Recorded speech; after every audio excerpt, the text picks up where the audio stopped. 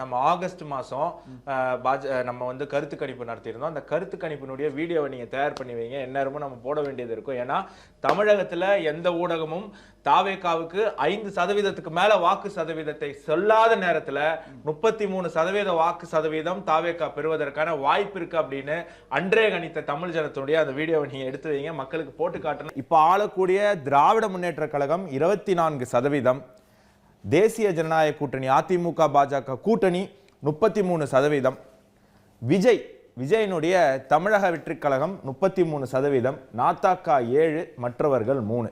So இதுதான் வந்து வரக்கூடிய தேர்தலில் நாங்கள் ஆதரவளிக்க போகிறோம். ஸோ தாவேகாவுக்கு 33 அப்படின்னும் போது சில பேருக்கு ஆச்சரியமாக இருக்கலாம், அதிர்ச்சியாக இருக்கலாம். இது மக்கள் சொன்ன கருத்து. நம்ம தெளிவாக பார்த்தோம். தேசிய ஜனநாயக கூட்டணி அதிமுக கூட்டணி 33, தாவேகா 33, ஈக்குவலா நெக் டு நெக் வந்திருக்கு ஆகஸ்ட் மாசத்துல. திமுக 24%. இந்த ஆஸ்பெக்ட்ல, இந்த பார்வையில எந்த கட்சியும், எந்த ஷெஃபாலஜிஸ்டோ, எந்த ஊடகமும் ரிசல்ட் கொடுத்ததே இல்லை.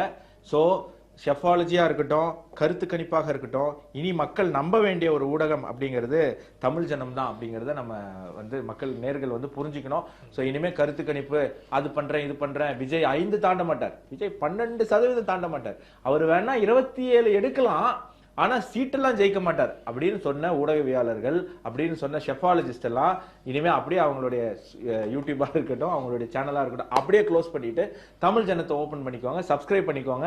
தமிழ் ஜனம் சப்ஸ்கிரைப் பண்ணிட்டு தொடர்ந்து பாருங்க. அப்பதான் இது போன்ற பல சுவாரஸ்யமான காணொலிகள் உங்களுக்கு அப் டு டேட்டாக கிடைக்கும். நிறைய பேர் சப்ஸ்கிரைப் பண்ணாம பார்த்துட்டு இருக்கீங்க. அதனாலதான் உங்களுக்கு இந்த மாதிரி நாங்க சொன்ன இந்த விஷயத்தை, அன்றே கணித்த தமிழ் ஜனம் போன்ற விஷயத்தை உங்களால பார்க்க முடியல அப்படிங்கிறது.